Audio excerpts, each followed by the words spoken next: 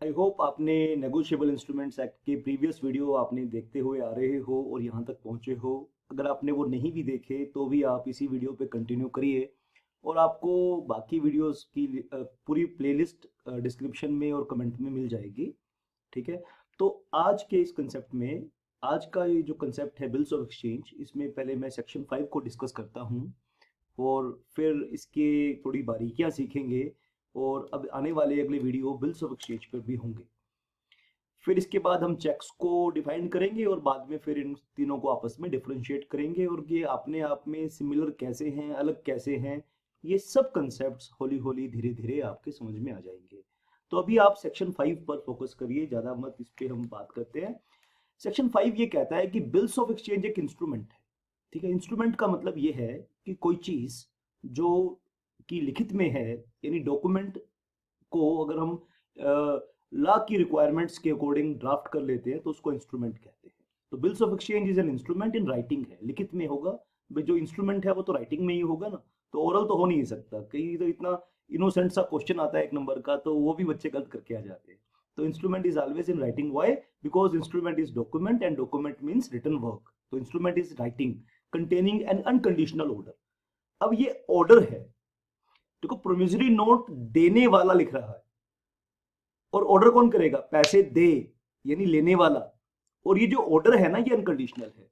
भाई बारिश आएगी तो दियो, शिप साउथ अफ्रीका से आएगा तो दियो, ऐसा हो गया तो दियो। कोई इसमें कंडीशन नहीं होनी चाहिए, यानी कोई शर्त नहीं है। अनकंडीशनल ऑर्डर है। मैं इसका फॉर्मेट अभी आपको दिखाता हूं। साइंड बाय द मेकर, यानी जिसने लेने वाला है वो साइन करेगा। ठीक है, ये बात याद रखना, इस पे एग्जाम में क्वेश्चन आते हैं, मल्टीपल चॉइस क्वेश्चंस आते हैं कि नेगोशिएबल इंस्ट्रूमेंट्स, ये बिल्स ऑफ एक्सचेंजेस को साइन कौन करता है। क्योंकि ये ऑर्डर है ना, तो ऑर्डर पे जो साइन की रिक्वायरमेंट है वो किसकी है? मेकर की है।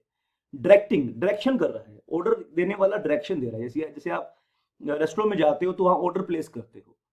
ठीक है। आप किसी ई कॉमर्स वेबसाइट पे जाते हो, अपना ऑर्डर प्लेस करते हो, भाई मेरे को ये भेज, मैं पैसे दे रहा हूं, मेरे को ये भेज। Directing a certain person. ठीक है, इसमें सर्टेन पर्सन होना चाहिए, यानी जिसको ऑर्डर कर रहे हो उसकी, अगर उसकी पहचान लिखी है तो वो निश्चित होना चाहिए, कोई एम्बिग्युइटी नहीं होना चाहिए।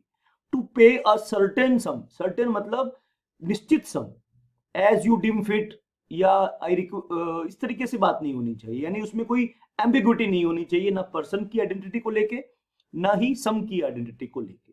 ठीक है। ओनली टू और to the order of certain person और to the bearer of the instrument. अब इसको पढ़ के हमें ये लग रहा है कि ये बीरर भी हो सकता है और ये ऑर्डर भी हो सकता है। तो ये तो सेक्शन की बेसिक डेफिनेशन थी। अगर मैं इस डेफिनेशन को एनालिसिस करूं तो एक बार आप इसका फॉर्मेट भी देख लीजिए। इस पे स्टाम्प ड्यूटी पे होती है, इस तरीके से डेट लिखी होती है। ठीक है। 60 days आफ्टर द डेट पे टू द जोन ट्रेडर, यानी देखो ऑर्डर कर रहा है। ठीक है। इसको जब हम प्रोमिसरी नोट के जो मैंने फॉर्मेट आपके साथ डिस्कस किया था, तो उसके साथ दोनों को आपस में कंपैरिजन करना। मैक्सिमम लोग जब क्वेश्चन सोल्व करने की बात आती है, प्रैक्टिकल लाइफ की बात आती है, तो दोनों में कंफ्यूज कर देते हैं। ठीक है।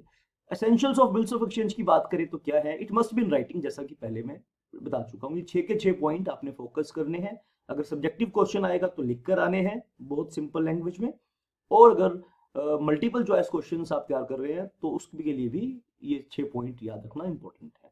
It must contain N unconditional order, यानी ऑर्डर होना चाहिए, पर ऑर्डर के साथ एक खास बात यह है कि वो अनकंडीशनल भी होना चाहिए।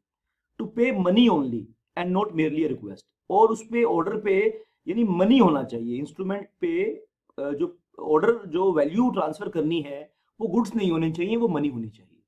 ठीक है। और रिक्वेस्ट नहीं होनी चाहिए, मैं आपसे रिक्वेस्ट करता हूं, मैं आपसे गुजारिश करता हूं, इस तरह की लैंग्वेज नहीं होनी चाहिए। It must be signed by the drawer. Drawer मतलब लिखने वाला, यानी लिखता कौन है? जिसने लेने हैं। और ये प्रोमिसरी नोट, और इसके लिए कंपैरिजन कर रहा हूं कि आप कंफ्यूज ना हो जाए। प्रोमिसरी नोट पैसा, ठीक है बेटा, देने वाला लिखता है, और बिल्स ऑफ एक्सचेंज पैसा लेने वाला लिखता है। Parties must be certain, clear होना चाहिए उनकी आइडेंटिटी। सर्टेन का मतलब है कि उनके बीच में कोई एम्बिग्विटी नहीं होनी चाहिए। जिसने देना है, जिसने लेना है, क्लियर होना चाहिए। Sums payable must also be in certain, यानी उसकी कुछ वैल्यूएशन ना होनी बाकी हो, यानी पोस्ट वैल्यूएशन आप बिल्स लिखेंगे, किसी को ऑर्डर देंगे। ये नहीं है कि अभी उसका वैल्यूएशन पेंडिंग है और आपने बिल उठा के लिख दिया। ठीक है। जैसे फॉर एग्जांपल मैंने आपको माल सप्लाई किया, अब मैं आपके ऊपर बिल लिखूंगा, तो मुझे पैसे लेने हैं, आपके आपने देने हैं। It must comply with other formalities, यानी स्टाम्प्स, डेट वगैरह होनी चाहिए। फॉर्मेट मैंने आपको डिस्कस किया ही, आप पॉज करके इसको नोट भी कर सकते हैं इस फॉर्मेट को। आई होप आपको ये बात समझ में आई होगी।